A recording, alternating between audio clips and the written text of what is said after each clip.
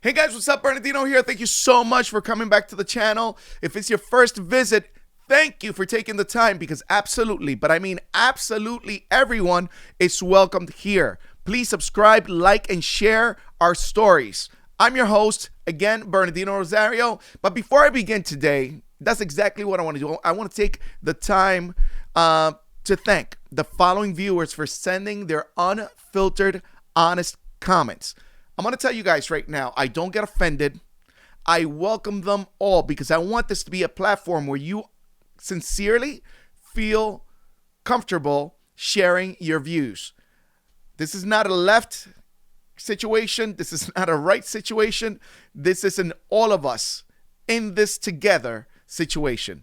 So you guys know that I posted a couple of videos regarding the Bad Bunny concert and the complete meltdown that Megyn Kelly had 2 days ago. Well, in regards to that, I think it's important for us to put out there what people are actually saying, because I can be a supporter of Bad Bunny and might be biased, right? I might be biased in my views because I'm Latino and I happen to like his music. But today, unfiltered, I'm going to read some of the comments that were said mainly about Bad Bunny and then about other videos that I've posted.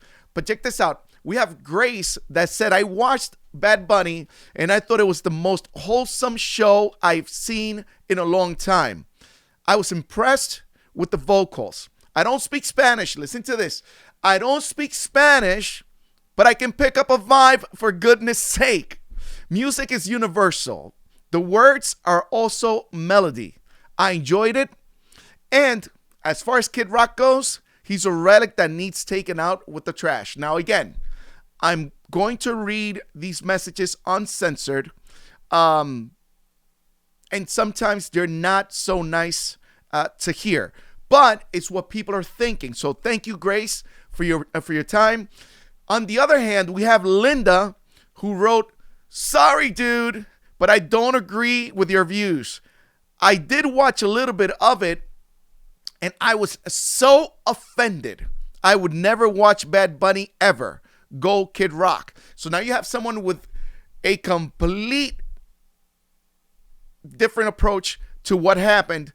And my response, I'm not writing, actually, I've responded to all the messages. I'm not showing my response, but my response, especially to Linda, was, hey, Linda, completely understand you. I respect your point of view. But the most important thing that I'm getting from your comment is that you were open enough. You were open-minded enough to give it a shot. If it wasn't your cup of tea, it wasn't your cup of tea. Xavier, in that same spirit, said, just because I watched it, it didn't mean that I liked it. And again, Xavier, thank you. Thank you for giving it a shot. Thank you for taking the time, because now you can educatedly tell yourself, I gave it a shot, I saw what I saw, and I didn't like it, right? But it's an educated approach to what really took place. And then we have Joanne, and I happen to think that Joanne's comment is important because it shows both sides of the spectrum, right?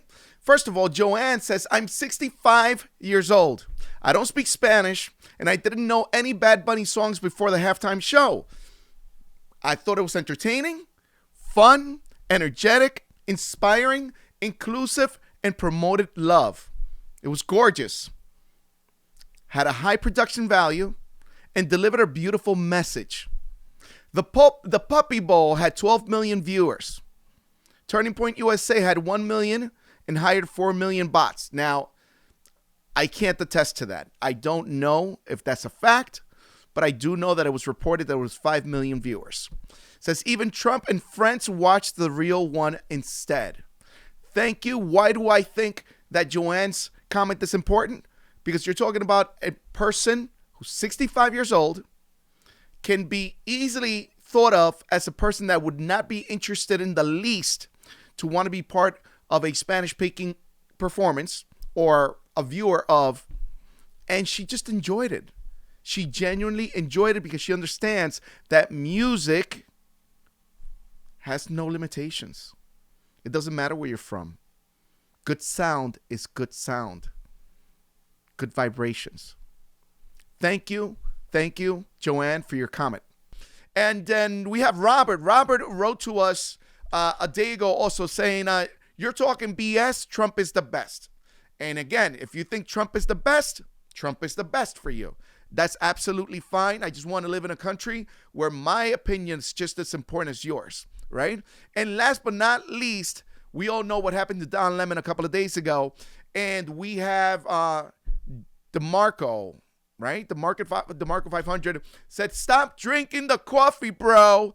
Don Lemon is a fraud like the rest of you misguided liptards. So it's liptards is liberal retards, right?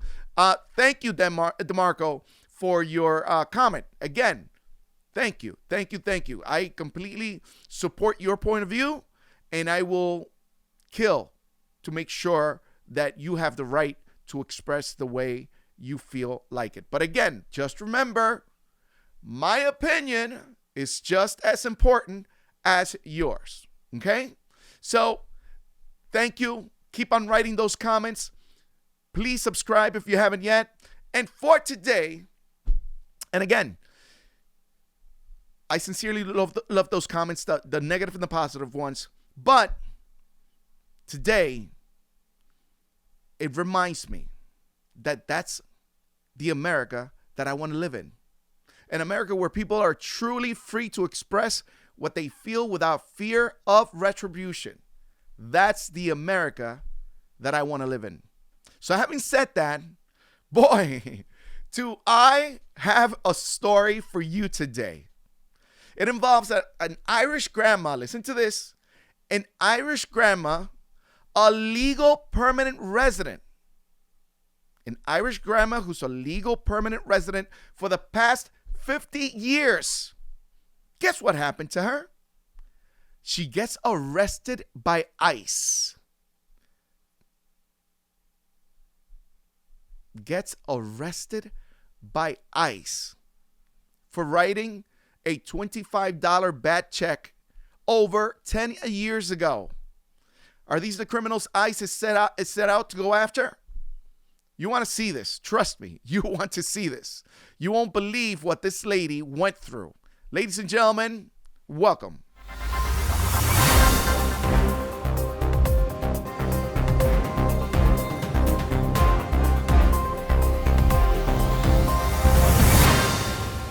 Let me ask you something, and I need you to sit with this question. Not as a Democrat, not as a Republican, not as someone arguing immigration policy online, but as a human being. What does justice actually look like in America today? Because I just read a story that honestly shook me. You please look it up. It's in the Washington Post. And if you have a pulse, it should shake you too. There's a 59-year-old grandmother, a lawful permanent resident, someone who has lived in the United States since she was a child, someone who worked, paid taxes, helped take care of patients as a home health aide, served her community, active in her church, helped deliver disaster relief to hurricane victims. And she got pulled off a plane. Listen to this. She got pulled off a plane, handcuffed, thrown in detention for almost 5 months. 5 months. Over a $25 bounced check from more than 10 years ago. 2014 to be exact. Ladies and gentlemen, $25? Let that marinate for a second. We're not talking about a violent criminal. We're not talking about drugs. We're not talking about weapons. We're not talking about assault. We're not talking about robbery. We're talking about a bounced check. During a period of her life when she says she was living paycheck to paycheck, a mistake she already went to court for. Already paid restitution for, already served probation for, already closed the chapter on, or at least she thought she closed that chapter. But apparently, in today's America, Some chapters never close because armed federal agents, listen to this, armed federal agents were waiting for her when she landed in Chicago, like she was some international fugitive. And listen, because this is where it stops being about a grandmother and it starts being about something much, much bigger. Because it forces us to ask a question nobody wants to answer honestly. What is immigration enforcement actually about right now? Is it about public safety? Is it about quotas, numbers, headlines, and politics optics or political optics? Because when a woman who has lived in this country for nearly 50 years can be thrown into a detention facility described as filthy cells, infected with feces on the walls, insects crawling out of drains, sleeping on metal bunks, isolation cells where the only reading material allowed is a Bible, you have to ask yourself, is this justice? Or is that punishment designed to send a message to millions of others watching? And here's where the conversation gets uncomfortable, because immigration debate in America, we understand it's an emotional, explosive, and even tribal kind of topic. But people instantly pick sides like it's a sporting event. One side screams, follow the law. That's it. Case closed. The other screams, this is cruel. This is inhumane. But I'm not interested in surface level slogans. I'm interested in the truth, nuance, and accountability. Because here's the twist nobody saw coming. This woman believed in the legal process. This woman believed in legal immigration. She did it the right way. She followed the process. She supported the system. Her own husband is a conservative Christian, a combat veteran, voted for policies that promised to deport what politicians called the worst of the worst. And then those same policies came knocking on his front door. What's happening? He even publicly said he regretted that vote. Now they're getting attacked from both sides? Conservatives angry, he criticized the policy. Liberals telling him his wife deserved what happened. That right there is the disease destroying America today. Is the disease destroying American discourse. Not conversations, not solutions, just sides. While real families are sitting in detention cells, this woman spent 143 days locked up. This 59-year-old grandmother spent 143 days locked up, costing taxpayers tens of thousands of dollars over a misdemeanor that most Americans wouldn't even remember existed, especially after a decade. But here's the part, the real part the politicians hope you never pay attention to. The government has discretion in cases like this. That's right, discretion.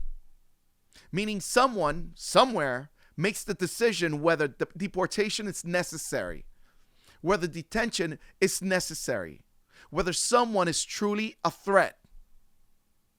So this is not just about immigration anymore. This is about power. This is about priorities.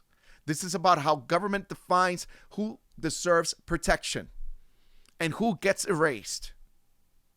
Because if someone who has spent most of their entire life contributing to this country can suddenly be labeled removable over decades-old minor mistakes, then this stops being just about illegal immigration. It becomes a very serious conversation about how secure any legal resident is. And let me be very clear, because I know how people twist conversations like this. Every nation has the right to enforce its laws. Every nation has the right to secure its borders. Every nation has the responsibility to maintain order. But enforcement without context, enforcement without proportionality, enforcement without humanity stops looking like law enforcement. It starts looking like fear enforcement. Because here's the long-term damage nobody talks about. This woman says she's now afraid to travel, afraid to get near a border, afraid to leave the country she has lived in since the 1970s. Think about that policy for a second. And think about the psychological damage being done to this poor lady.